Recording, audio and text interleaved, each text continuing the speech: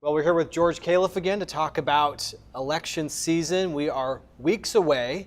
Let's talk about early voting. We're only a few days in. Do we have anything we can reflect on in terms of trend lines, any takeaways this early in the process? Yeah, absolutely. So as you mentioned, it's early.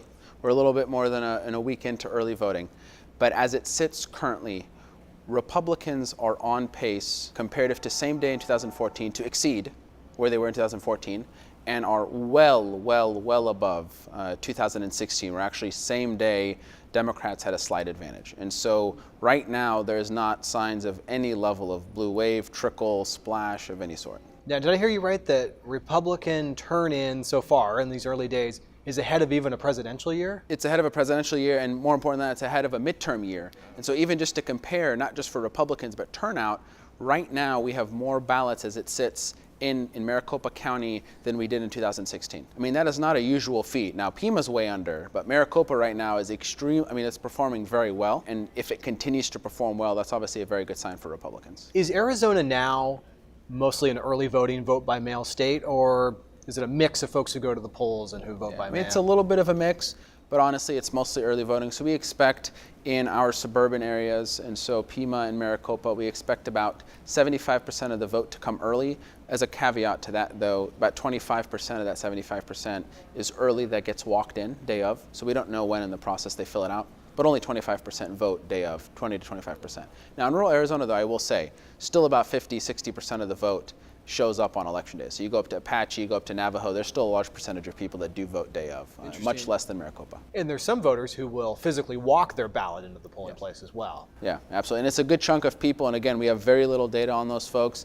The counties don't break apart who walks it in and who votes early. And again, as you know, you could have filled it out the first day and out of paranoia and fear never want to mail it in, and then you go drop it off, and then you could have done it day of election, and we just won't know. Now, in a previous episode, you had mentioned that your data revealed that in the primary, it appeared that folks were holding onto the ballot a little longer. We've got this surge of activity early in the process. Any takeaways that you can share with us about whether we're holding onto the ballots or whether we're turning them in? Yeah, that's a little bit harder to determine where we're at in the process. I will say, though, there are legislative districts that historically have been a little bit slower that, again, have more total number of ballots in than in 2016. And just to give sort of a snapshot to viewers, that is not common to have an off-cycle midterm year comparative to a presidential year and have the midterm year actually have more raw ballots than the presidential. And so far it's looking like people are just anxious to turn it in, but what we don't know is the pace going to continue, or is it a lot of people that are eager to vote because of all of the money that's been spent on this election cycle in Arizona, which I think it's shattering records, quite frankly, and if it's just people that are turning them in earlier than they otherwise would be, or if it's just new voters. All right, let's talk statewide races. Is Governor Ducey running away with this thing? I mean, look, almost every single paper, and we saw the Tucson Star, I believe, endorse a handful of days ago. They endorsed Fred Duvall, his Democratic opponent in 2014. I think it's very clear that most of the people in political circles, I think right now agree David Garcia did not run a good campaign, Governor Ducey did, and that he's going to win.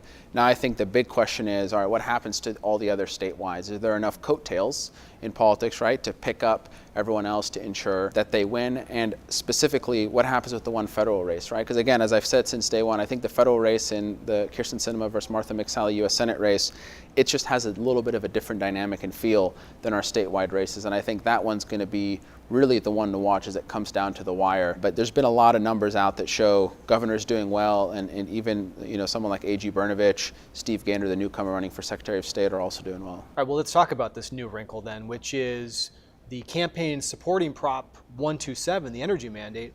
It seems now that resources are being diverted away from that campaign proper into candidate races, including some of these statewides. And you mentioned Mark Brnovich. Yeah.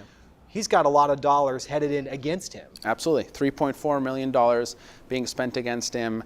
The same funding source we believe is given the Democrat Party as well to fund TV ads in support of Hobbs. No TV ads in sight, to your earlier question, supporting David Garcia, right? So I think, again, powers that be, even on the left, have determined that race is done. And I do think, to use a word that's been thrown around a lot on this subject, that it is unprecedented to have a ballot proposition that combines those two things together, spends a lot of money on it. And I think, as your viewers I'm sure would have noticed in the debate, when Attorney General Brnovich was debating his opponent, January Contreras, and asked her multiple times about this donation. At first, she didn't know what was being referred to, then said it wasn't being spent by my campaign, and it was sort of just all over the map. So I thought it was a very interesting response that she took to something that does not usually happen. It's going to be about $1 million a week of TV spend, which is a lot of money. I've heard that in terms of media markets nationally in this very congested election season, the Phoenix media market is one of the most congested. It's very hard to find time. Number two. There's a statistic, I think this last week or this week or whatever it may be, we were number 2 of media markets, and that's taking into account everyone. Right. So again, keep in mind, you're talking Florida, New York, LA, you name it. There's a lot of money being spent here, absolutely. Resources in favor of Prop 127 being diverted now into these candidate races. Does that mean that the campaign to pass Prop 127 is reading the tea leaves and they don't believe they're going to win? What should we think about that? I mean, look, there has not been a lot of public polling on 127, but there's been a lot of talk, chatter, anecdotal back and forth. You can sort of tell where people are coming at depending on their lines of attack. And I think it's always a telltale sign when a campaign decides to divert significant resources. I mean, you're talking millions of dollars. And we know, as of the last filing period, that Tom Steyer's organization has donated $18.2 million to the Yes on 127 side. So to divert $3 million of those, you're talking a large percentage of them, nearly 30%, to spend against the incumbent Attorney General. I think that's a sign that they don't feel as confident in the ballot proposition passing. And again, to our earlier point, if Republican turnout ends up staying like this, I can't imagine that that's a good sign that anyone on the Yes on 127 side wants to see. They want to see a lot more Democrats show up. They wanted to see that Democratic wave. Tom Steyer has been spending as if there's going to be a Democratic wave, and so far it's not looking like it. And obviously we'll wait to see sort of how the next couple of weeks unpack from an early vote perspective. And this diversion into candidate races, it's not just statewide campaigns. They have identified state Senate candidates, state Senate races, LD6, rural Arizona, LD17, Chandler, and LD28, North Central Phoenix. They're targeting the same races that everybody else is targeting. These are highly contested state Senate races. Absolutely. There's been anywhere between $50,000 and $60,000 spent in each of these districts that you just mentioned. And again, I can say back to the earlier point of early vote turnout.